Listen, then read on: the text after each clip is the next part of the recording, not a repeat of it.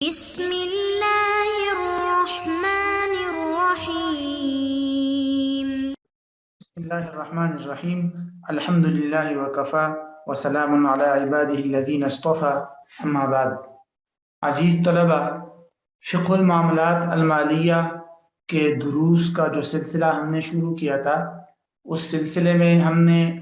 قرض کے اصول اور احکام کا موضوع گزشتہ کچھ نشستوں سے شروع کیا ہے، اور قرض کے اصول اور احکام کے موضوعات کو ہم نے 8 نکات میں تقسیم کیا تھا، جن میں سے ہم نے تقریباً پہلے 5 نکات آپ کے سامنے رکھ لیے تھے۔ آج کی اس نشست کے اندر ہم چھٹا نقطہ یعنی قرض پر نفع اس کو دیکھیں گے اور اس کی کچھ تفصیلات آپ کے سامنے پیش کریں گے۔ قرض پر نفع کی جو بحث ہے، اس کے اندر بھی ذیلی طور پر 3 باتیں ذہن میں رکھنا ضروری ہے اور ان کو سمجھنا ضروری ہے۔ ایک ہے نفع کی صورتیں، کہ قرض پر جو لوگ نفع حاصل کرتے ہیں ان کی کون سی صورتیں ہیں بنیادی طور پہ۔ پھر دوسری چیز ہے نفع کی اقسام، کہ بنیادی طور پر نفع کی قسمیں کون سی ہیں۔ اور نمبر 3 پہ ہے قرض پر نفع کے لیے ہیلے، کہ قرض کے لیے عمومی طور پر لوگوں نے جو ہیلے مقرر کیے ہیں، طے کیے ہیں، جس پہ لوگ عمل کرتے ہیں، وہ کون سے ہیں۔ تو ان ترتیب وار ان تینوں باتوں کو ایک ایک کر کے دیکھتے ہیں۔ ان کے لیے آپ ایک خاکہ سمجھ لیجئے، اس خاکے کو آپ سامنے رکھیں، اسی کے مطابق اس کو سمجھ لیں تو آسان ہے۔ پہلی چیز ہم دیکھتے ہیں نفع کی اقسام۔ بنیادی طور پر جائز اور ناجائز ہونے کے اعتبار سے نفع کی 3 قسمیں ہیں، یعنی قرض پر جو لوگ نفع وصول کرتے ہیں، ایک آدمی دوسرے کو قرض دیتا ہے اور اس پر کوئی نفع وصول کرتا ہے، تو کون سا نفع جائز ہے اور کون سا نفع جائز نہیں ہے، اس اعتبار سے 3 قسمیں ہیں نفع کی۔ ایک کو کہتے ہیں مشروط نفع، دوسری قسم کو کہتے ہیں معروف نفع، اور تیسری قسم کو کہتے ہیں غیر مشروط اور غیر معروف نفع۔ مشروط نفع کا مطلب یہ ہوتا ہے کہ ایک قرض خواہ ہے، وہ باقاعدہ نفع کی شرط لگا کر کسی کو قرض دیتا ہے، تو ایسا مشروط نفع جو ہوتا ہے قرض پر، وہ حرام ہے، وہ سود کے زمرے میں آئے گا۔ نمبر 2 ہے معروف نفع۔ معروف نفع کا مطلب یہ ہوتا ہے کہ قرض خواہ نے قرض دیتے وقت تو کسی قسم کے نفع کی شرط نہیں لگائی، لیکن وہاں یہ بات معروف اور مشہور ہو کہ اس قسم کے قرض پر قرض خواہ کو نفع دینا پڑتا ہی ہے۔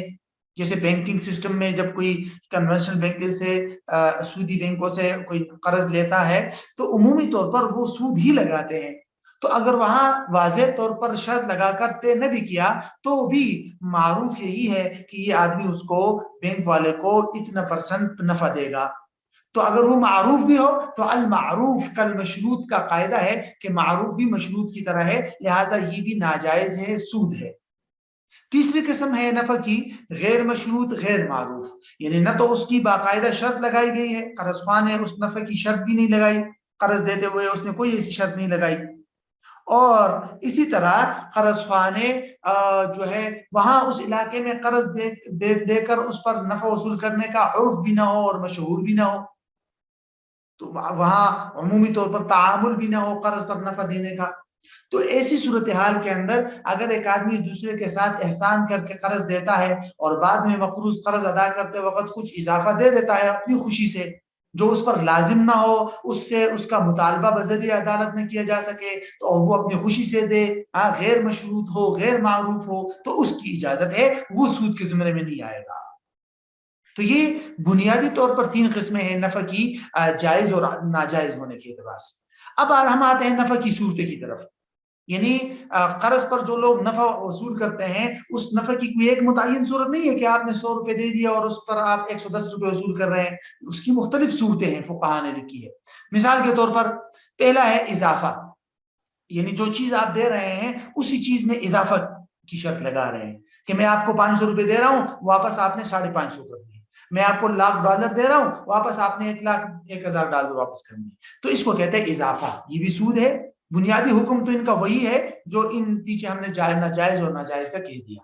مادی نفع، دوسری قسم ہے مادی نفع کی۔ مادی نفع کا مطلب یہ ہوتا ہے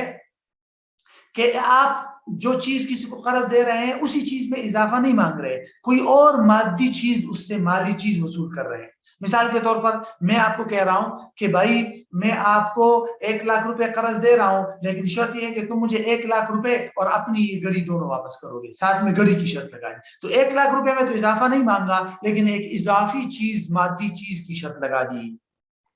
تیسری قسم کو کہتے ہیں منفعت یا سروسز، جس کو آپ کہہ سکتے ہیں کہ قرض پر یعنی کسی قرض خواہ کو قرض دیتے ہوئے نفع کی شرط لگانا، لیکن وہ نفع سروسز کی شکل میں ہو۔ مثال کے طور پر میں آپ کو 1,00,000 روپے قرض دے رہا ہوں 1 سال کے لیے، اور آپ کو کہتا ہوں کہ 1 سال تک آپ کا یہ مکان میں یوز کروں گا، استعمال کروں گا، تو اس مکان کی خدمات اور سروسز میں وصول کر رہا ہوں، اور بعد میں آپ مجھے میرا قرض بھی واپس کریں گے، تو یہ اس قرض پر ایک نفع قسم کا نفع ہوا کہ میں نے آپ کے مکان کو استعمال کر لیا، یہ بھی سود کے زمرے میں آئے گا، اور اس کا بھی وہی حکم ہوگا جو پیچھے ہم نے بتا دیا۔ اسی طرح چوتھی قسم ہے معنوی نفع۔ معنوی نفع کا مطلب یہ ہوتا ہے کہ ایک آدمی کسی کو قرض دیتا ہے اور سامنے والا قرض خواہ کی تعریف کرتا ہے، سفارش کرتا ہے، مطلب ایسا نفع کہ جس کا کوئی حصی طور پر کوئی وجود نہ ہو، لیکن قرض خواہ کو اس کا کسی نہ کسی اعتبار سے فائدہ پہنچ رہا ہو، کہ قرض خواہ کی وہ تعریف کر دے، قرض خواہ کی سفارش کر دے، تو اس میں بظاہر تو کوئی حرج نہیں ہے، لیکن سفارش کسی لالچ کی بنیاد پر نہ کیا جائے۔ سفارش کا اگر وہ آدمی اس کام کا اہل ہے تو اہلیت کی بنیاد پر سفارش کی جائے تو الگ بات ہے۔ بہرحال یہ بھی ایک قسم کا نفع ہے۔ اسی طرح پانچویں قسم جس کو کہتے ہیں اجل۔ اجل کا مطلب ہوتا ہے ٹائم مقرر کرنا، یا قرض خواہ نے قرض دیتے ہوئے ٹائم لگایا کہ بھئی آپ نے 1 مہینے بعد یہ قرض واپس کرنا ہے۔ اب یہ نفع تو ایک قسم کا نفع ہے، لیکن یہ مقروض کے لیے نفع ہے، قرض خواہ کا نفع نہیں ہے، اس میں انہیں قرض خواہ کے لیے فائدہ نہیں ہے، مقروض کے لیے فائدہ ہے کہ 1 مہینے تک اس کو ڈیل مل گئی، وہ 1 مہینے بعد ادا کرے گا۔ تو یہ جو فائدہ یا یہ بظاہر نفع تو نہیں ہے، ایک قسم کی سہولت ہے مقروض کے لیے اور قرض خواہ کے لیے نہیں، اور اس میں وہی تفصیلات ہے جو پیچھے ہم نے پڑھی تھی کہ اکثر ائمہ کے ہاں ایسی ڈیل کا کوئی اعتبار نہیں ہے، قرض خواہ کسی بھی وقت آ کر اپنے قرض کا مطالبہ کر سکتا ہے، تو اس کو بھی مد نظر رکھنا ضروری ہے۔ آخری جو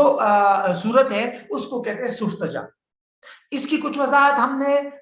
بے صرف کے اندر کر دی تھی۔ سفتجا کا مطلب یہ ہوتا ہے کہ ایک آدمی دوسرے کو ایک شہر کے اندر قرض دے رہا ہے اس شرط پر کہ تم یہ قرض فلاں دوسرے شہر میں میرے گھر والوں کو یا مجھے یا فلاں آدمی کو دو گے، تو راستے کا وہ جو رسک اور راستے کا وہ جو خطرہ ہے وہ ختم ہو جاتا ہے۔ مثال کے طور پر مجھے کراچی پیسے بھیجنے ہیں ایک شہر سے، مثلا اسلام آباد سے کراچی پیسے بھیجنے ہیں، تو میں نے یہاں زید کو 1,00,000 روپے دے دیا قرض، اس شرط پر کہ زید یہ 1,00,000 روپے اپنے ساتھ لے جائے اور پھر کراچی میں وہاں میرے بھائی کو دے دے گا، اس کو کہتے ہیں سفتجا۔ اب اس میں قرض خواہ کا ایک قسم کا فائدہ ہے، یوں فائدہ ہے کہ قرض خواہ کے لیے راستے کا رسک اور راستے کا جو خطرہ ہے وہ ختم ہو گیا۔ اگر میں خود لے جاتا تو راستے میں گم ہو جانے کا اندیشہ تھا، وہ اندیشہ ختم ہو گیا، اب زید لے جائے گا، وہی ذمہ دار ہے، وہاں تک پہنچائے گا، تو اس کو کہتے ہیں سفتجا۔ اس کو اکثر علماء نے منع کیا، حنابلہ نے اس کی اجازت دی ہے، لیکن دیگر ائمہ نے اس کو منع کیا ہے کہ یہ درست نہیں ہے۔ بہرحال آج کے جو ایزی لوڈ وغیرہ کی صورتیں ہیں ایزی پیسے کی، وہ اس کے تحت نہیں آتی، اس کی باقی تفصیلات ہم نے بے صرف کے اندر پڑھی تھی، لہٰذا اس بے صرف والی صورت کو دیکھ لی جائے۔ اب ہم آتے ہیں اپنے تیسرے پوائنٹ کی طرف، نفع کے لیے ہیلے۔ عمومی طور پر چونکہ قرض پر مشروط نفع لینا چونکہ حرام ہے، تو اس کے لیے لوگوں نے یوں کر دیا کہ الگ سے عجیب عجیب ہیلے تراشنا شروع کر دیے تاکہ قرض خواہ کو اپنے قرض پر نفع مل جائے۔ پہلا ہیلا ہے اس میں بیع الوفا۔ بیع الوفا کا مطلب یہ ہوتا ہے کہ میں آپ سے کوئی چیز خریدتا ہوں، نہیں آپ کو کوئی چیز بیچتا ہوں، خریدتا نہیں ہوں بلکہ بیچنے والا عموماً یہ شرط لگاتا ہے، تو میں آپ کو مثلا مجھے پیسوں کی ضرورت ہے 1,00,000 روپے کی، اور میں آپ کو اپنا مکان 1,00,000 روپے میں بیچ دیا میں نے، اور ساتھ میں نے یہ شرط لگا دی کہ میں جب بھی آپ 1,00,000 روپے آپ کو واپس کروں گا تو آپ نے میرا مکان مجھے واپس کرنا ہے۔ آپ نے کہا ٹھیک ہے، اور اس طرح میں نے آپ کو مکان دے دیا، آپ اس کو استعمال کریں گے کیونکہ آپ نے خریدا ہے اور مجھے 1,00,000 روپے مل گئے، میں اس 1,00,000 روپے کو استعمال کرتا جاؤں گا، بعد میں آپ کو میں 1,00,000 روپے دے دوں گا، آپ سے اپنا مکان واپس لے لوں گا۔ اب ہوئی تھی بے تھی خرید و فروخت، لیکن در حقیقت یہ قرض پر ایک قسم کا نفع ہے کہ آپ مجھے قرض نہیں دینا چاہ رہے تھے، آپ چاہ رہے تھے کہ آپ میرے مکان سے نفع اٹھائے، اس کے لیے ہم نے یہ ہیلہ بنا دیا اور ہم نے یہ شرط لگا دی کہ جب بھی میں آپ کو آپ کے پیسے واپس کر دوں گا آپ میرا مکان مجھے واپس کر دیں گے۔ تو یہ ہے، علماء نے اس کے بارے میں یہ لکھا ہے کہ اگر باقاعدہ بے کے اندر یہ شرط لگا دی کہ میں آپ کو جب آپ کے پیسے واپس کروں گا تو میرا مکان واپس کرو گے، یہ رہن کے حکم میں ہے اور یہ ناجائز ہے، کیونکہ یہ قرض پر ایک قسم کا نفع بننا ہے۔ لیکن اگر بے کے اندر یہ شرط نہیں لگائی، بے ایسے ہی ہو گئی، آپ کو میں نے مکان بیچ دیا، آپ سے میں نے 1 لاکھ روپے لے لیے اور بس خاموشی سے ہم چلے گئے، بعد میں اور آپ نے آپس میں اتفاق کر لیا کہ بھئی اگر میں نے آپ کو آپ کے پیسے واپس کر دیے تو میرا مکان مجھے واپس کرنا، آپ نے بھی کہا ٹھیک ہے، تو پھر یہ صورت درست ہے، اور ایسی صورت میں یہ جو وعدہ ہوا ہے اس پر اکثر علماء نے اس کو لازم بھی لکھا ہے۔ دوسری چیز ہے بے عینہ۔ بے عینہ کا مطلب یہ ہوتا ہے جس کو بائی بیک کہتے ہیں انگلش میں، وہ یہ ہے کہ مثال کے طور پر آپ کو 1 لاکھ روپے کی ضرورت ہے، میں آپ کو فضول میں مطلب بغیر کسی نفع کے 1 لاکھ روپے نہیں دینا چاہ رہا، تو میں نے آپ کے ساتھ یوں کیا کہ میں نے آپ کو 1 لاکھ روپے پر اپنا موبائل بیچ دیا، ٹھیک ہے، ادھار، اور آپ وہ 1 لاکھ روپے مجھے جو ہے دیں گے مثلا 5 مہینے بعد، پھر میں نے آپ سے وہی میرا موبائل میں نے آپ سے 90,000 میں نقد خرید لیا، اور اس موبائل کے 90,000 روپے میں نے آپ کو دے دیے، آپ کو 90,000 روپے مل گئے، آپ چلے گئے، بعد میں 4 مہینے یا 5 مہینے بعد آپ مجھے 1 لاکھ روپے واپس کریں گے، کیونکہ آپ نے مجھ سے موبائل خریدا تھا، اگرچہ وہ موبائل میں نے آپ سے واپس خریدا لیکن آپ نے بھی تو خریدا تھا، اس کے پیسے آپ کے ذمے ہیں، اس کو کہتے ہیں بے عینہ، اس کو بھی اکثر علماء نے ناجائز قرار دیا ہے، اور یہ بھی قرض پر نفع کے لیے ہی ہے۔ قرض میں بے کی شرط، مثال کے طور پر یہ ہے کہ میں آپ کو 1 لاکھ روپے قرض دے رہا ہوں، لیکن ساتھ میں شرط لگا رہا ہوں کہ بھئی 1 لاکھ روپے یہ قرض لے لو، لیکن تمہارا جو یہ مکان ہے یہ مجھے 2 لاکھ روپے میں بیچ دو، حالانکہ اس مکان کی قیمت 5 لاکھ روپے ہے، تو میں آپ کو قرض دیتے ہوئے سستا مکان آپ سے خریدتا ہوں، تو یہ بھی قرض پر نفع کے لیے وہ ہے، یہ بلکہ یہ صفقہ فی صفقہ بھی ہے، اور یعنی ایک معاملے میں دوسرے معاملے کی شرط بھی ہے، اور یہ قرض کی پر نفع کے لیے ہیلہ بھی ہے اور ناجائز۔ چوتھی چیز ہے خیار شرط۔ خیار شرط کا مطلب یہ ہے، یہاں خیار شرط کی تفصیلات ہم نے پیچھے پڑھی تھی کہ ایک آدمی کچھ عرصے تک کے لیے کسی معاملے کو ختم کرنے کا اپنے لیے اختیار رکھے، تو کچھ لوگوں نے یوں کیا کہ مثال کے طور پر میں نے آپ سے آپ کا مکان خریدا اور آپ کو میں نے 1 لاکھ روپے دے دیے، اور ساتھ میں نے اپنے لیے شرط لگا دی کہ مجھے 1 مہینے تک اختیار ہوگا، اگر میں 1 مہینے کے اندر چاہوں تو میں اس مکان کو واپس کر سکتا ہوں، آپ نے کہا ٹھیک ہے، تو میں اس 1 مہینے تک اس مکان کو لے کر استعمال کرتا جاؤں اور 1 مہینے بعد میں آپ کو واپس کر دوں اور آپ سے میں اپنے پیسے واپس لے لوں، تو آپ کو میں نے گویا کہ 1 مہینے تک کے لیے آپ نے قرض استعمال کر لیا، میں نے مکان استعمال کر لیا، حالانکہ یہ غلط ہے، یہ خیار شرط ہے بھی نہیں۔ خیار شرط میں کوئی شخص جب اپنے لیے خیار شرط رکھتا ہے خریدار، اور وہ اس چیز کو استعمال کر لیتا ہے تو اس کے خیار شرط ختم ہو جاتا ہے، لہٰذا یہ ہیلہ بھی غلط ہے اور یہ قرض پر نفع کے لیے ایک صورت ہے، ناجائز۔ اسی طرح رہن سے نفع مشہور صورت ہے آج کل، عمومی طور پر KPK اور خیبر پختونخوا کے اندر گاڑا کے نام سے بھی یہ چیز رائج ہے، وہ یہ ہے کہ میں آپ کو قرض دیتا ہوں، مثلا 10 لاکھ روپے میں نے آپ کو دے دیے اور آپ سے میں نے زمین یا مکان لے لیا، اب میں اس زمین یا مکان کو اپنے لیے استعمال کرتا جاؤں گا اور آپ کے پاس میرے 10 لاکھ روپے قرض پڑا ہوا ہے، اب جب بھی میں آپ سے قرض مانگوں گا آپ مجھ سے زمین کا مطالبہ کریں گے، یا آپ جب بھی مجھ سے زمین کا مطالبہ کریں گے میں آپ سے اپنے قرض کا مطالبہ کروں گا، تو یہ تو رہن ہے۔ رہن کا شریعت نے اجازت تو دی ہے، لیکن وہ تو یہ ہے کہ آپ اگر کسی کو قرض دیتے ہیں اور اس سے کوئی چیز بطور رہن اپنے پاس رکھتے ہیں تو اس کو آپ استعمال نہیں کر سکتے، وہ آپ کے پاس حفاظت میں رہے گی، اور اگر اس نے قرض نہیں دیا تو آپ اس کی چیز بیچ کر اس سے اپنا قرض وصول کریں، بس یہی تصور ہے رہن کا۔ لیکن اگر قرض خواہ اس رہن کو اپنے استعمال میں لاتا ہے تو یہ حرام ہے، اور قرض سے نفع یہ سود کے زمرے میں آئے گا۔ تو یہ تفصیلات ہمارے چھٹے نقطے کی تھی، قرض پر نفع، اور قرض پر نفع کی اقسام، صورتیں اور نفع کے لیے بنیادی ہیلے۔ تو اس بحث کو اس طرح اس کا خلاصہ یوں آپ نے ذہن میں رکھنا ہے۔